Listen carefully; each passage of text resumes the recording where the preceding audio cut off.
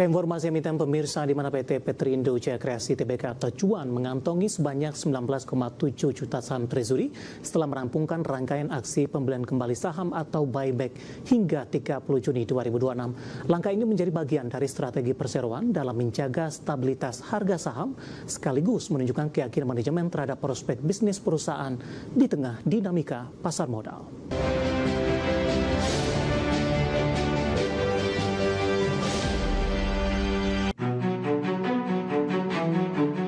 Dikutip dari Keterbukaan Informasi Bursa Efek Indonesia, Sekretaris Perusahaan PT Petrindo Jaya Kreasi Tbk Robertus Mailando Siahaya mengatakan pelaksanaan buyback dilakukan sesuai ketentuan Peraturan OJK atau POJK nomor 13 tahun 2023. Regulasi tersebut memberikan ruang bagi perusahaan untuk melakukan pembelian kembali saham tanpa perlu memperoleh persetujuan Rapat Umum Pemegang Saham atau RUPS dalam kondisi pasar mengalami fluktuasi signifikan.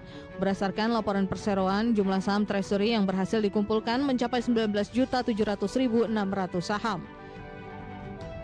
Aksi tersebut dilakukan melalui 2 tahap pelaksanaan, di mana tahap pertama diselesaikan di 24 Juni 2025 dengan pembelian sebanyak 418.400 saham di harga rata-rata Rp4.780,29 per saham.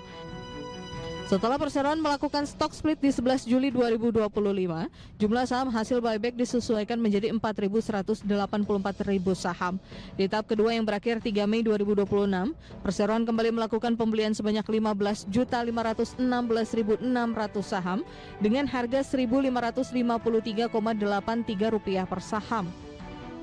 Hingga laporan per 30 Juni 2026, seluruh saham hasil buyback tersebut masih tercatat sebagai saham treasury dan belum dialihkan kepada pihak lain maupun dijual kembali ke pasar. Perseroan menyebutkan rencana pengalihan saham treasury termasuk waktu pelaksanaan RUPS, jadwal keterbukaan informasi, mekanisme pengalihan serta pihak yang akan menerima pengalihan saham masih belum ditentukan.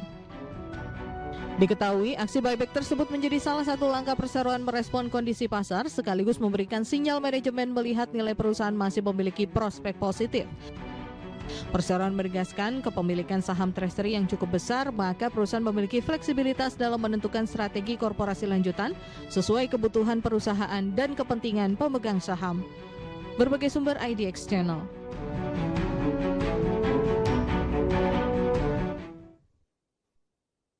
Dan secara teknikal pemirsa, di sepanjang perdagangan hari ini saham cuan cenderung mengalami penguatan yang cukup signifikan seiring dorongan dari saham-saham konglomerasi yang membuat indeks harga saham gabungan melesat ke 6.300-an.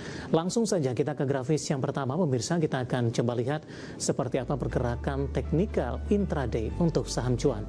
Dapat Anda saksikan grafis di layar televisi Anda, ditutup di perdagangan hari sebelumnya di 20 Juli di level Rp670 per saham. Dibuka di zona hijau pada pagi tadi di level 680, kemudian pada pukul 9:10 laju penguatan terbatas ke 670. Namun di 10.20 posisi cuan mengalami lompatan yang cukup signifikan di 720 pemirsa, dan di penutupan sesi kedua laju penguatan pertama maksud kami terbatas di 705.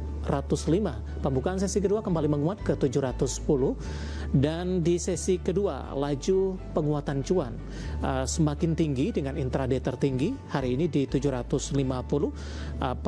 Posisinya adalah penguatan ini disentuh pada pukul 15:03 jelang penutupan sesi kedua. Namun saat ini laju penguatan terbatas di 9,70% di level 735.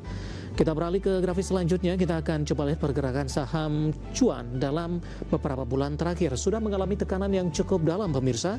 Di perdagangan 11 Februari masih diperdagangkan di level 1925. Di mana Februari melanjutkan koreksi karena di perdagangan Desember sempat ke 2.380. 16 Maret mengalami tekanan di 1.095, 15.90. April mencoba untuk berbalik mengalami penguatan, namun di perdagangan 25 Mei saham cuan menyentuh ke level intraday terendahnya dalam 6 bulan terakhir di 408 pemirsa. Year to date juga di posisi yang sama 1 tahun terakhir dan juga mengalami intraday terendah di 486. Juni mencoba untuk bangkit ke level 700-an. 21 Juli hari ini pembukaan sesi kedua di 710, saat ini di 735, intraday di 750. Kita akan coba lihat juga dari posisi valuasi dengan beberapa indikator yang ada. Kita akan coba lihat dari posisi pair-nya di 211.53 kali, PSR-nya di 3.20 kali, PBV-nya di 13.92 kali, dan PCFR minus di 26.28 kali.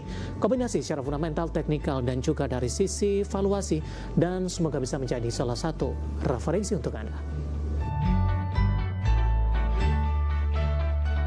Ketahui pilihan pemirsa, Moody's Rating menilai risiko terhadap perekonomian Indonesia terus meningkat di tengah ketidakpastian arah kebijakan pemerintah dan tantangan terhadap keberlanjutan fiskal. Moody's Rating memperingatkan risiko penurunan masih akan membayangi dalam beberapa waktu ke depannya. Moody's Ratings menilai risiko terhadap perekonomian Indonesia terus meningkat di tengah ketidakpastian arah kebijakan pemerintah dan tantangan terhadap keberlanjutan fiskal. Moody's Ratings memperingatkan risiko penurunan masih akan membayangi dalam beberapa waktu ke depan. Mengutip Bloomberg, Wakil Presiden Divisi Sovereign Risk Moody's, Martin Patch, mengatakan, meskipun terdapat sejumlah perkembangan positif, keseimbangan risiko kini menjadi lebih sedikit negatif dibandingkan saat Moody's menurunkan prospek outlook peringkat kredit Indonesia menjadi negatif di Februari lalu. Menurut Patch, tekanan terhadap kondisi fiskal semakin terasa setelah meningkatnya subsidi menyusul konflik Iran yang diperkirakan akan membebani anggaran pemerintah pada tahun ini maupun tahun depan. Penilaian Moody's sejalan dengan kekhawatiran investor terhadap agenda ekonomi Presiden Prabowo Subianto.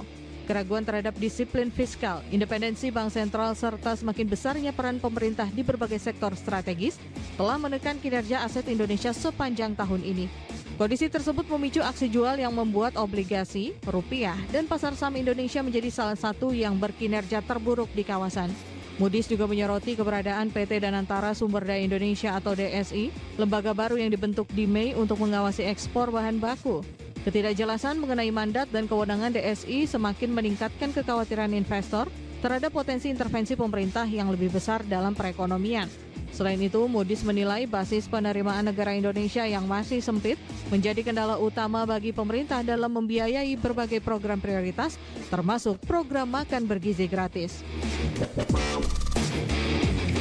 Namun di sisi lain, Moody's mengakui terdapat beberapa perkembangan positif. Pemerintah telah memangkas anggaran program makan bergizi gratis seiring meningkatnya beban subsidi energi untuk menjaga defisit anggaran tetap berada dalam batas yang ditetapkan undang-undang. Pemerintah juga tengah melakukan peninjauan anggaran untuk mencari peluang penghematan tambahan. Pandangan Moody's berbeda dengan S&P Global Ratings, yang pekan lalu tetap mempertahankan peringkat investasi Indonesia beserta prospek stabil. Keputusan tersebut menunjukkan keyakinan bahwa fundamental kredit Indonesia masih cukup kuat, meskipun sebelumnya Moody's dan Fitch Ratings telah menurunkan penilaian. Berbagai sumber IDX Channel.